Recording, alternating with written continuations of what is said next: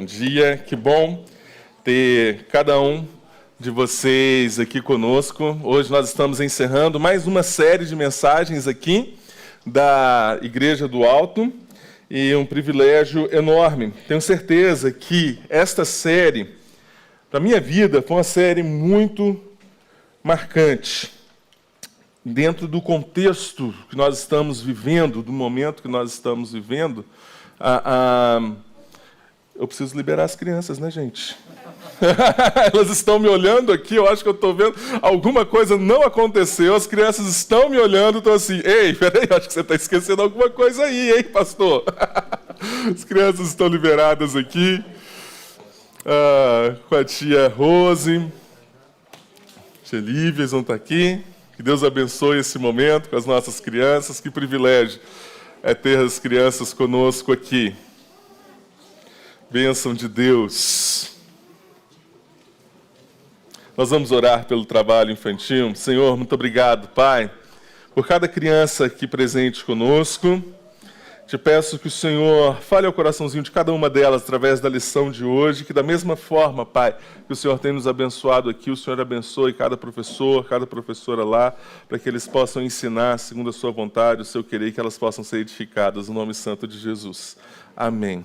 Agora sim, voltamos aqui, uma série que foi muito marcante nesse período que nós estamos vivendo, de tantas mudanças. Algo que marcou essa série neste período foi uma propaganda de uma rede de fast food aí que lançou uma propaganda, e muitos me procuraram perguntando, e aí, pastor, o que você vai falar? Qual que é a sua opinião?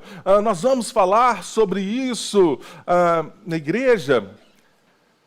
Eu creio, queridos, que nós precisamos voltar a alguns princípios. Não adianta a gente esperar do mundo, da cultura, que eles ensinem valores cristãos, que eles falem com temor à família, através dos valores da família, porque isso não vai acontecer mais. O mundo mudou e, de fato, caminha por um caminho assim, muito difícil. E nós precisamos voltar às nossas vidas, queridos, para a palavra de Deus, falando a respeito de alguns princípios que são fundamentais. E são esses princípios que devem estar presentes em nossas casas. Nós vimos que o mal do século, nessa série, o mal do século não é a depressão, mas a individualidade. Cada um buscando o seu próprio interesse, da forma que quer, quando quer, do jeito que quer. E nós vemos que através da família, Deus está nos conduzindo a um processo de maturidade. Deus está nos tirando da imaturidade, nos conduzindo à maturidade, através das nossas relações, através do casamento, através dos filhos. Vimos que o casamento não é, como muitos dizem, serão felizes para sempre, mas tem problemas, passam por dificuldades, por lutas, e nesse processo, quando o casal se mantém unido e junto, eles são conduzidos a um processo de maturidade, aprendizado, e assim também se dá com os filhos. Mas algo que é notório quando nós falamos a respeito de família, é o modelo de família até ali mais ou menos os anos 50. A minha família, a minha avó, por parte de pai, na verdade eu já perdi alguns tios e por causa disso eu perdi a conta, se eram 18 filhos, se eram 17 filhos, mas algo em torno aí disso. Eu tenho muitos tios, tanto por parte de pai, por parte de mãe, muitos primos. Quando a família junta, ocupa um grande espaço. E hoje, quando nós olhamos para o modelo de família atual, geralmente nós temos 1 filho, 2 filhos, quando muito 3 filhos. E se alguém chega com 4 filhos, fala, você é louco, cara, 4 filhos? Nossa, como é que dá conta? Geralmente é dessa forma. Mas, quando nós olhamos para o modelo de família até os anos 50, um desses exemplos, se não me engano, é a família Matarazzo, que foi a fundadora da fábrica da Daco. Veja essa foto. Uma grande família. Dentro da família, acontecia todo o modelo de negócio, porque você tinha na família um chefe, alguém que dava a direção. Dentro da família você tinha mão de obra, e as pessoas começavam a trabalhar dessa forma, trabalhar junto. Hoje, quando nós olhamos, grandes empresas, grandes indústrias, surgiu através da família. E como é importante essa família grande, porque o que acontecia? Se um deles perdesse o pai e a mãe, eles tinham alguns tios para poder ajudar a criar, a caminhar, continuar a vida. Ou se não, o pai ou a mãe ou a família dessa criança, desse jovem, desse adolescente não ensinava um modelo de família saudável. Então você tinha ali os tios, os avós presentes que ajudavam, que colaboravam na educação da família. Isso porque eles conviviam muito juntos ali. Esse processo eles chamam de a família estendida, e a influência da família estendida dentro da família nuclear.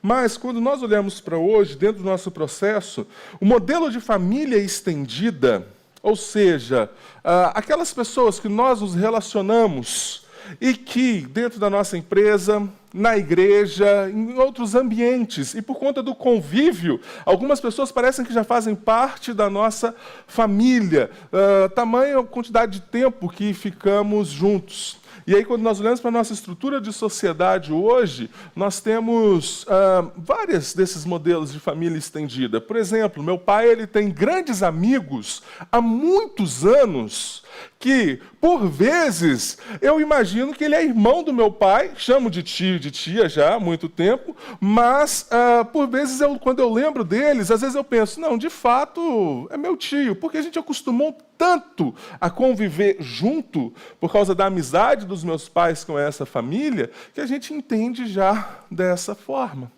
E quando nós olhamos para a igreja é um desses modelos de família estendida.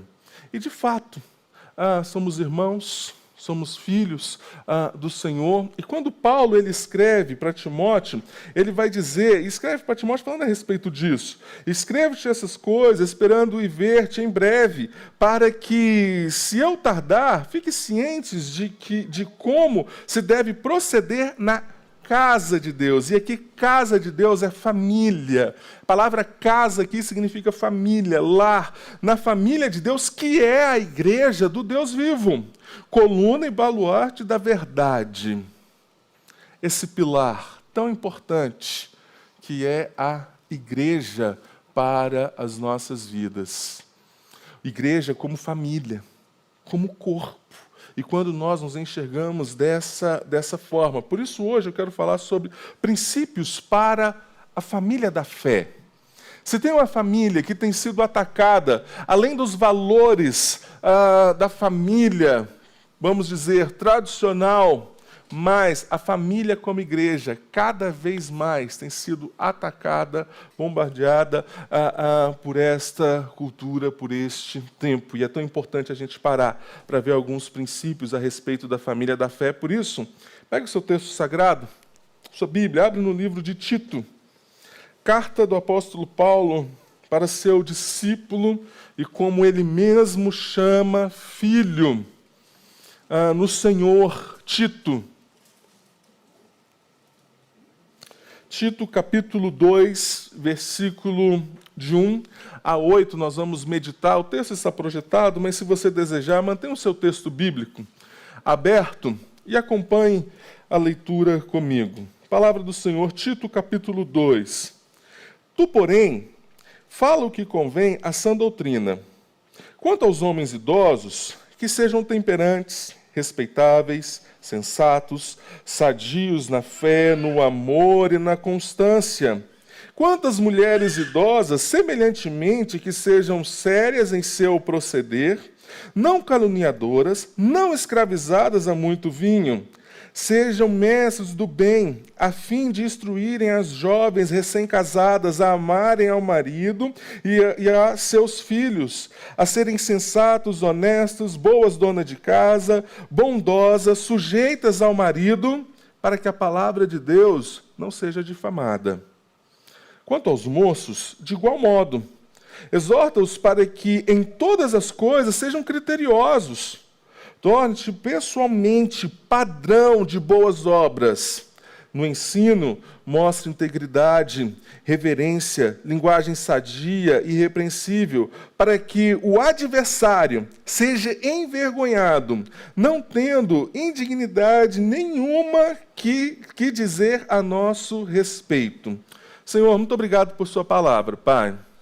Pedimos, ó Deus, que o Senhor ministre aos nossos corações, fale as nossas vidas com profundidade, com amor, e que possamos, ó Deus, de fato, manter esses princípios, os princípios da família da fé vivos, ó Pai, em nossa igreja, em nossos corações, no nome de Jesus. Amém. Como eu falei, carta de Paulo para Tito. Paulo que, quando nós olhamos para suas cartas, ele reconhece muito bem essa família da fé. Quando ele chama, sempre refere às outras igrejas como irmãos, como pessoas queridas, como companheiros de vida nessa jornada. E Tito, nós não temos assim, ao longo do Novo Testamento, grandes referências a respeito de Tito, que sabemos talvez que ele participou ali da parte da segunda viagem de Paulo, mas nós temos grandes referências a respeito dele, de como que a sua conversão, como tudo aconteceu em sua vida, como nós temos, por exemplo, de Timóteo. Mas, para Paulo, veja como Paulo começa cumprimentando Tito, a Tito, verdadeiro filho, segundo a fé comum, graça e paz da parte de Deus, Pai de Cristo Jesus, o nosso Salvador. Paulo reconhece esse irmão como um filho no Senhor. E ele escreve com todo esse zelo, com todo esse carinho para esse filho na família da fé. Tito, que está na região de Creta. E Paulo deixa para ele assim uma ordem muito clara do que Tito ele precisava fazer. Pontuando essas tarefas, Tito ele precisava organizar a igreja em Creta, formando líderes, homens que pudessem ser pilares naquela igreja, para conduzir a igreja naquela região, homens qualificados para isso. Tito deveria alertar e ensinar a igreja a respeito dos falsos mestres.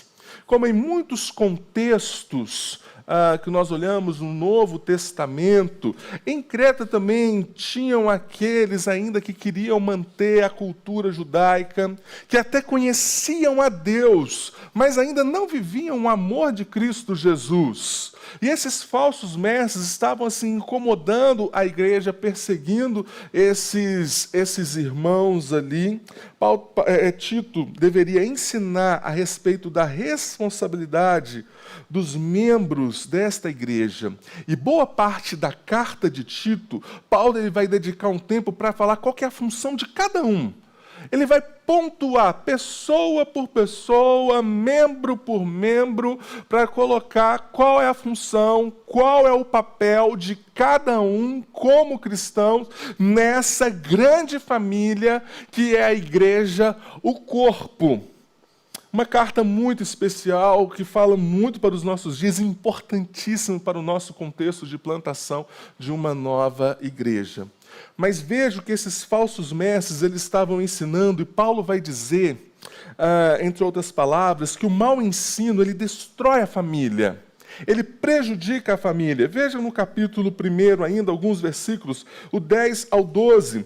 Pois há muitos insubordinados que não passam de faladores e enganadores, especialmente os do grupo da circuncisão. Ou seja, aqueles que defendiam assim, a cultura judaica, da forma que eles vieram sendo criados, todo no Antigo Testamento, sem olhar para o Evangelho de Cristo Jesus. É necessário que eles sejam silenciados, pois estão arruinando famílias inteiras, ensinando coisas que não devem, e tudo por ganância.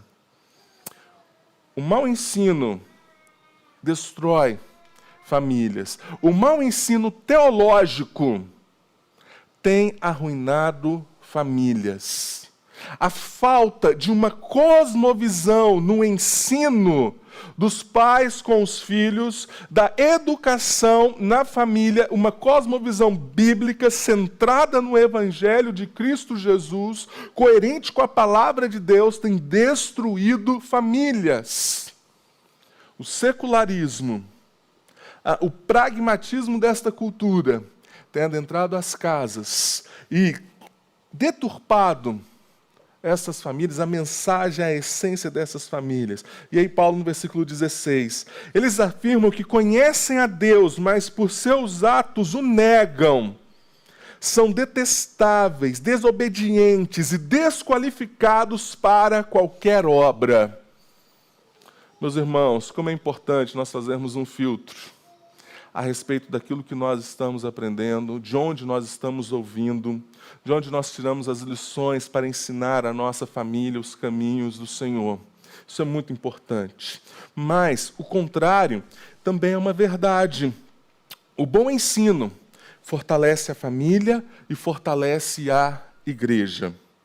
Nesse processo de plantação, quando nós pensamos no primeiro período, na primeira temporada de discipulado em nossa igreja, nós pensamos em trabalhar com homens e mulheres.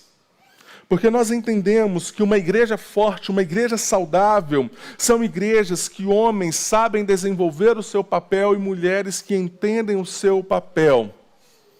Uma igreja forte onde pais, homens e mulheres pastoreiem também as suas casas. Isso, bom ensino, faz com que a igreja seja também uma igreja forte. É o que Paulo ele vai fazer agora, aqui, neste trecho em que nós lemos. E Paulo começa dizendo para Tito, você, porém, fale o que está de acordo com a sã doutrina, ensine, fale aquilo da doutrina do que é saudável, do que é bom, do que é decente, do que é correto, do que está de acordo com o que vocês têm aprendido do Evangelho com Cristo Jesus. E lá no final, depois de Paulo dar uma instrução para os líderes, porque a última instrução no versículo 7 e no versículo 8 é para os líderes, para os pastores, para os presbíteros. No final, Paulo ele vai dizer, para que o adversário seja envergonhado, e que as pessoas não tenham o que falar do povo de Deus, da igreja. Quando nós não temos na igreja uma estrutura familiar sólida, firme, que proporcione para as famílias um bom ensino, isso é motivo para que as pessoas falem mal da igreja. E quando nós olhamos alguém falando mal da igreja, quando nós olhamos para a raiz do problema, ou nós vamos enxergar que são homens gananciosos que estão à frente dessas igrejas, ou uma estrutura familiar deturpada, uma falta de uma cosmovisão bíblica nessas igrejas. Por isso que Paulo ele vai pontuar aqui, agora, a função de cada um. Eu quero falar com vocês um pouquinho a respeito dessas funções e desses papéis que Paulo ele vai pontuar. Primeiro, os homens. Versículo 2. Quanto aos homens idosos, que sejam temperantes, respeitáveis, sensatos, sadios na fé, no amor e na constância. Os homens idosos aqui, nós já temos o pressuposto para essa cultura que esses homens já eram mestres. Já eram homens que ensinavam outras pessoas, ou eram mestres em potencial. Então, dentro da cultura, na época, dentro da igreja, os homens experientes eram aqueles responsáveis pelo ensino na igreja também. Os sábios, os mais velhos. E aí Paulo ele vai escrever para eles, sejam temperantes. Temperantes aqui é sóbrio. É alguém que já discerniu quais são os prazeres da vida. Sabe o que de fato é prazeroso na vida e não é passageiro. E não se entrega aos vícios, e não se entrega a essas coisas, mas é temperante, é sóbrio, já foi provado, já foi experimentado, sabe muito bem o que permanece, o que é precioso e o que vale mesmo. Esse é um homem temperante, são respeitáveis. Ser respeitável aqui, ser um homem sério, não é ser um desmancha-prazer, não ser aquele homem sem graça, que tudo que alguém fala, não é isso. Mas ser alguém sério, ser alguém respeitável, é viver de forma solene, é viver sabendo que a todo tempo Deus está enxergando a vida desse homem, porque ele reconhece que todo tempo o Senhor está enxergando a sua vida, ele se preocupa a todo momento com a sua postura. Não é a sua postura em primeiro lugar em relação às pessoas, mas é a sua postura perante Deus, e por causa disso a sua postura perante as pessoas. Saber que ele vive constantemente perante o Senhor traz um temor profundo para o seu coração. Terceiro, sensatos, homens controlados, homens prudentes. E isso aqui são coisas que somente os anos podem acrescentar na vida de um homem. E aí Paulo ele vai trazer mais 3 qualidades. Sadios na fé, um homem que ama ao Senhor, que ama a Cristo Jesus, que tem uma fé firme fundamentada no Senhor.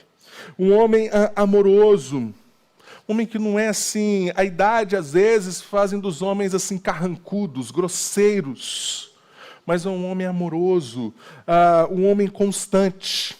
Constante aqui é alguém que foi provado como um ferro, com as suas emoções, com a sua saúde emocional, com a sua mente equilibrada, porque já foi provado, já passou por muitas provas, e ele já tem assim uma saúde mental, espiritual, como assim, de um ferro constante, que já entendeu alguma dessas coisas.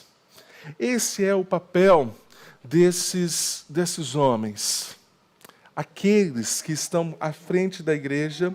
E se você já era um homem mais experiente, com certeza isso já estava intrínseco na sua identidade, na sua idade, que você deveria ser modelo e exemplo para os mais novos.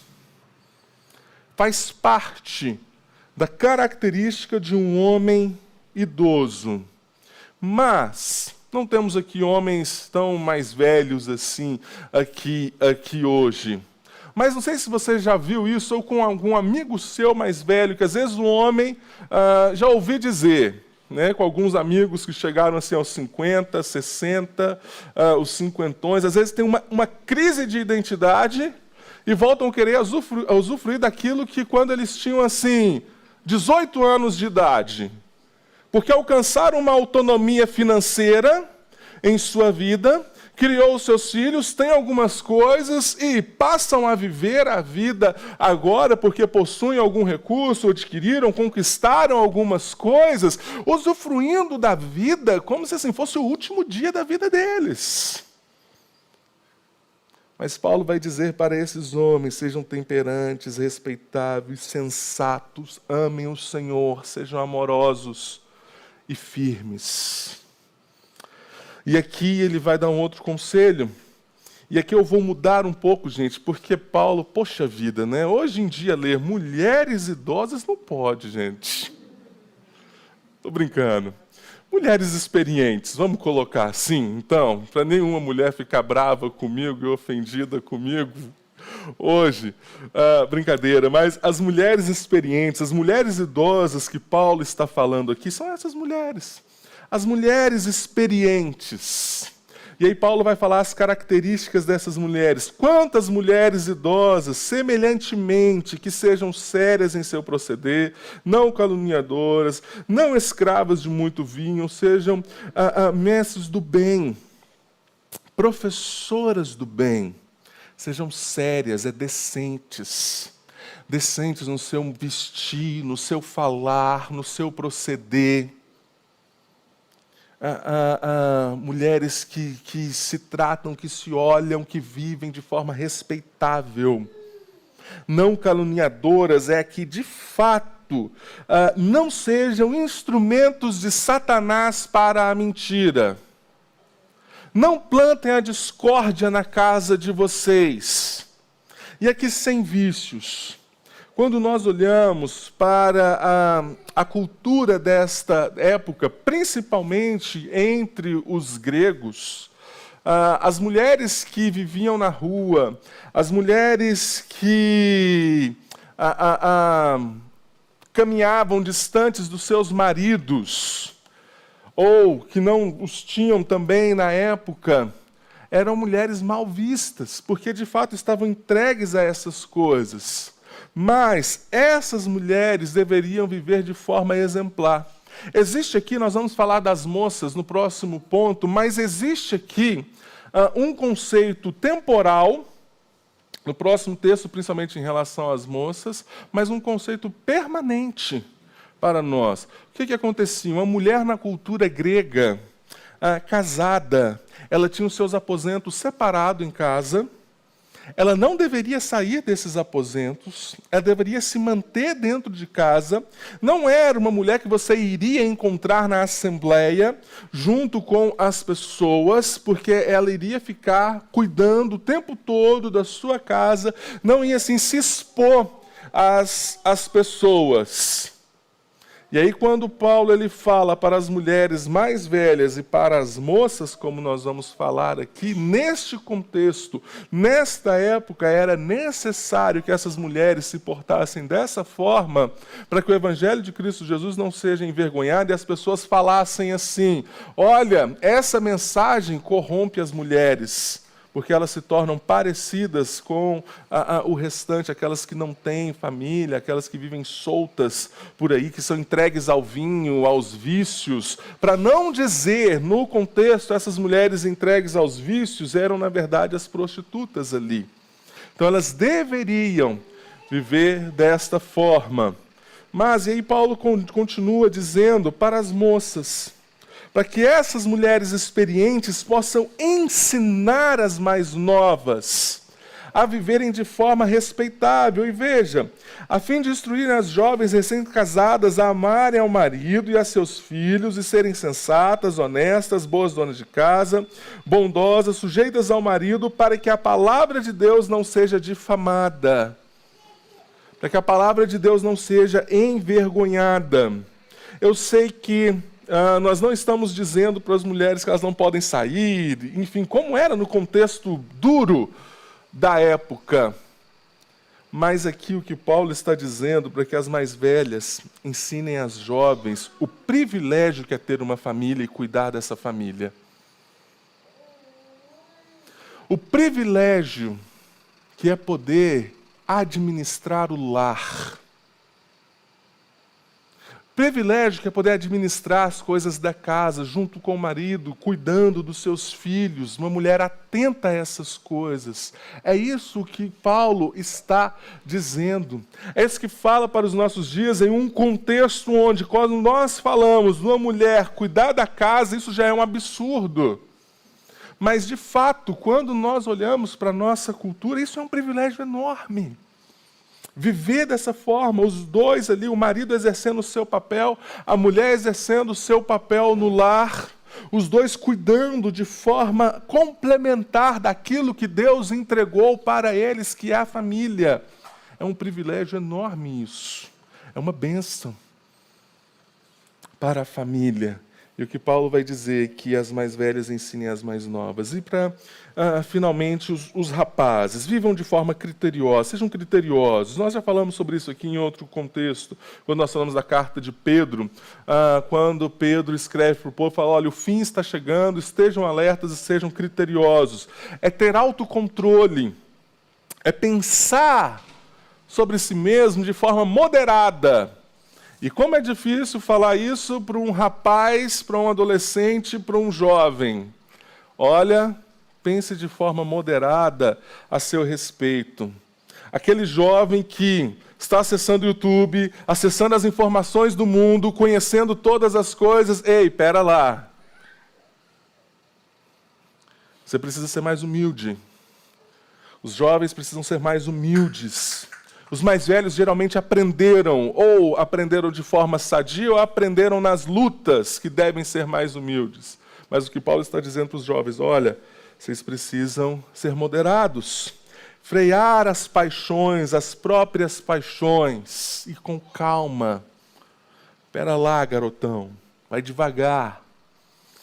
existe uma longa jornada pela frente. Deixa eu fazer algumas aplicações a respeito deste texto para o nosso tempo, para o nosso contexto. Dentro dessa sociedade individualista, onde cada um escolhe o papel que quer exercer e se quer exercer esse papel.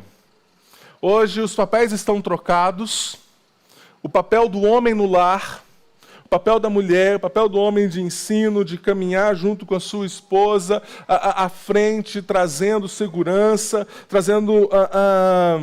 proporcionando os recursos para a sua família, a mulher sendo auxiliadora ao lado do marido, caminhando. Eles exercem esse papel e cada um exerce se quer e quando quer também. Isso não é importante mais.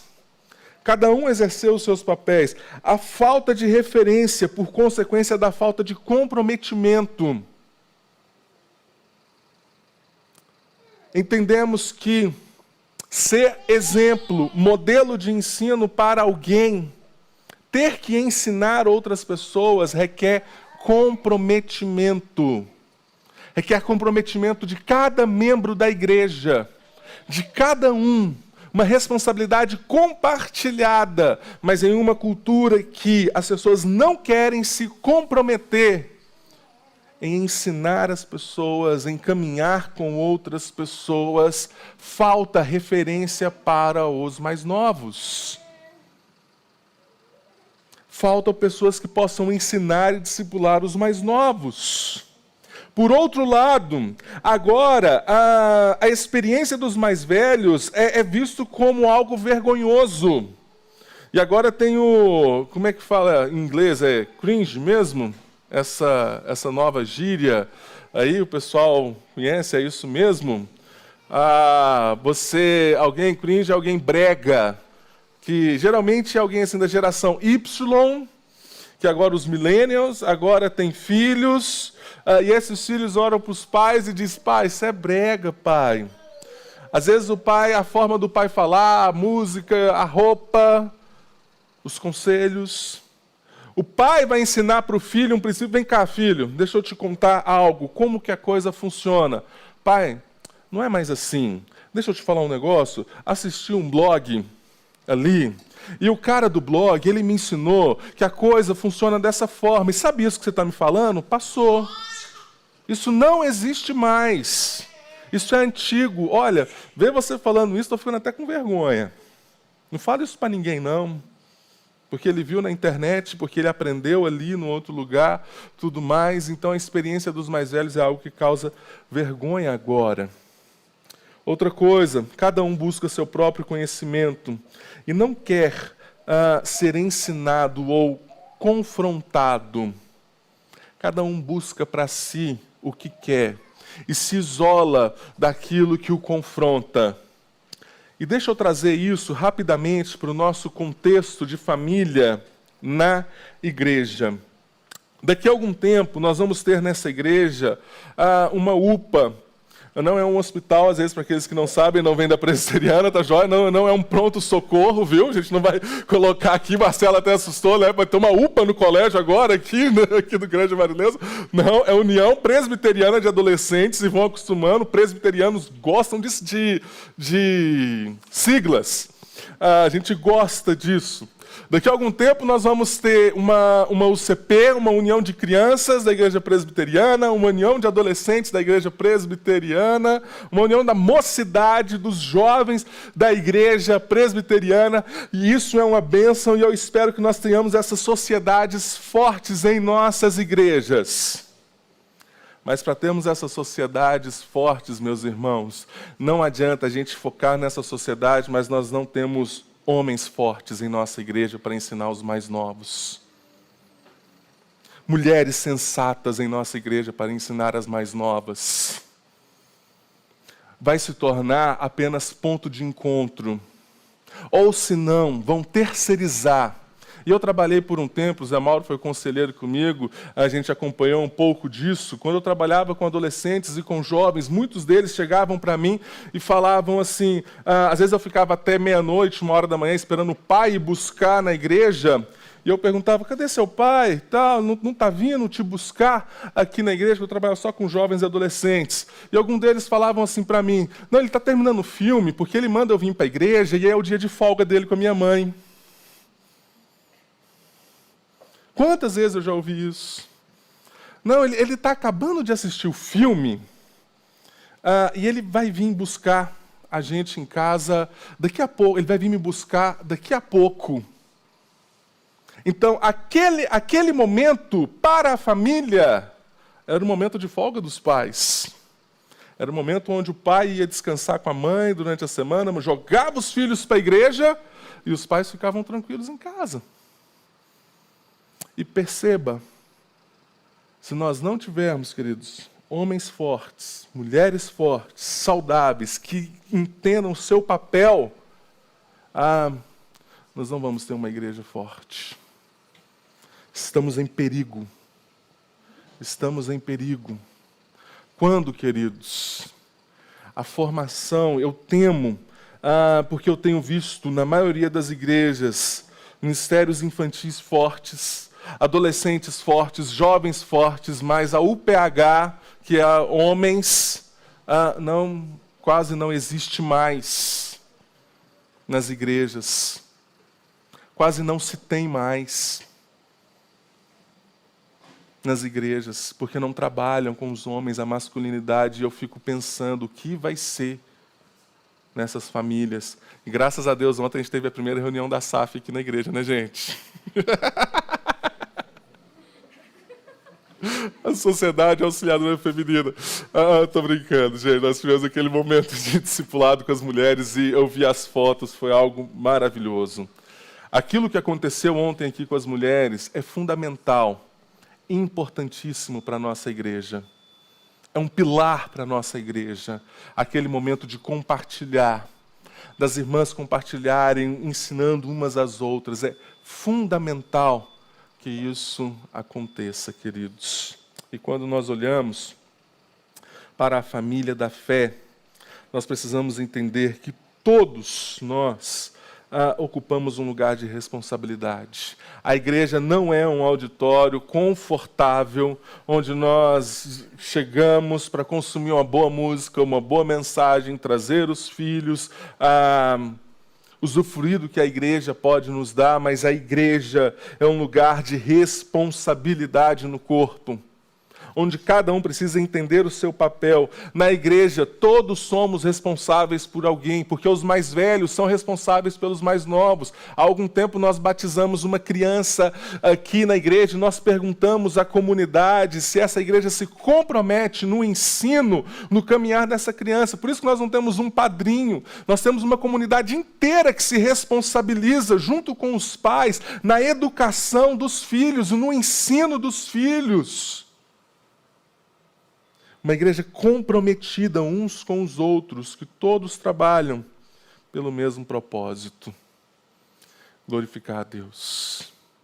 Ser uma igreja saudável. Família de Deus, família da fé.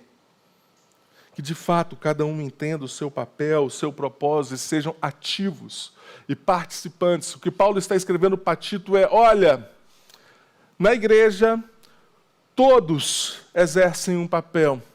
Todos trabalham, todos têm uma função. E precisamos, querido, nos voltar para esta cultura.